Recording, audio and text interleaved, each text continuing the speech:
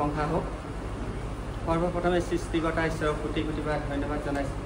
পৰম শ্ৰদ্ধাৰ মহান গুৰুজন আৰু গুৰুমালৰ তেওঁৰ শ্ৰদ্ধা জ্ঞাপন কৰিছোঁ।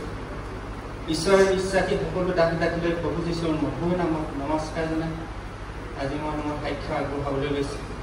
মই পাঠচকু মণ্ডলীৰ পৰা আহিছোঁ। মোৰ নাম শ্ৰী ৰাজীৱ বৰুৱা।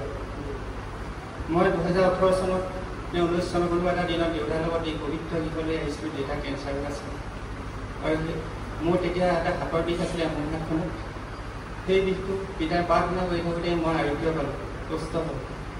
আৰু এই গৃহৰ পৰা গৈ মই পূৰ্ণ জগতৰ নীতি নিয়মৰ মাজত চলি গৈছিলোঁ আৰু এইভাগে আহিব লাগে বুলি জনা নাছিলোঁ।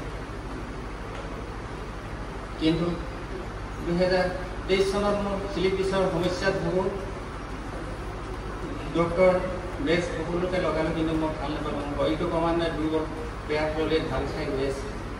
2024 চনৰ 18 তাৰিখে পূৰ্ণ এই পবিত্ৰ 24 চনৰ 18 তাৰিখ ফেব্ৰুৱাৰী 18 তাৰিখে পূৰ্ণ এই পবিত্ৰ গৃহলৈ আহে। এই গৃহলৈ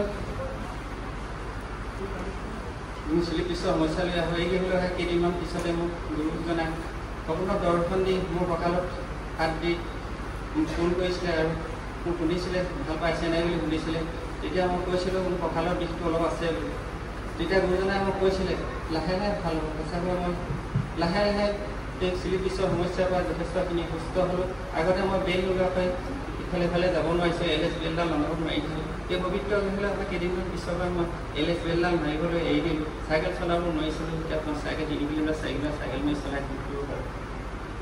আৰু মই এই গৃহলৈ অহাৰ আগতে খাব মন হৈছিল, কিবা খালেই মোৰ পেটটো ফুলি যোৱা যেন লাগে, গেছ উশাহ নিশাহ ল'বলৈ কষ্ট হয়।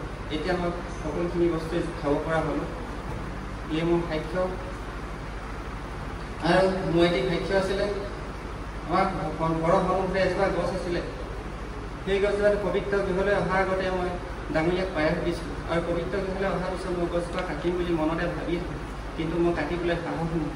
এই বছৰ বহাগ বিহু গৰু বিহুৰ দিনাখনি মই গছজোপাত পবিত্ৰ গৃহৰ পৰা নিয়া তেল পানী ছিটিয়াইছিলোঁ আৰু গছজোপাত পানী ছিটিয়াই ওলাই যায় চৈতানলৈকে ছিটিয়াইছিলোঁ। আৰু তাৰ কেইদিনমান পিছতে আমাৰ ছোৱালীজনী সৰু ছোৱালী হ'ল। তাই গছজোপা ডাল এটা হাউলি আহিছিলে, ফুলৰ পাত ছিঙিছিলে। তেতিয়া গোটেইজনী দাঙি মই উলিয়াইছিলোঁ। কৈছিলোঁ গছৰ ডালখন মৰি থকা হেঁতেন বুলি এনেকৈ মনতে ভাবিছিলোঁ। সঁচাকৈ গছজোপা 2-3 দিনৰ পিছতে জেহেলাকৈ মৰি থাকিলে। মই কৰিব নোৱাৰা কামটো ঈশ্বৰে মোক কৰি দিলে। তাৰ বাবে ঈশ্বৰক মই কোটি কোটিবাৰ ধন্যবাদ জনাইছোঁ। আৰু মই জন্মৰ পৰা এই মুহূৰ্তলৈ মনি পাপ অপৰাধ ভুল ক্ষতি কৰিছিলোঁ। ঈশ্বৰৰ দৃষ্টিত যি ঘিনলগীয়া তাকে কৈছোঁ। মানুহ অপকৰ্ম কৰিছিলোঁ।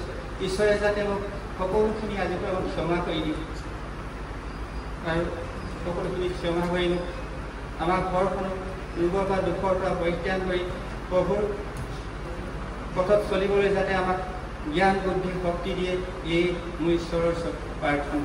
ধন্যবাদ।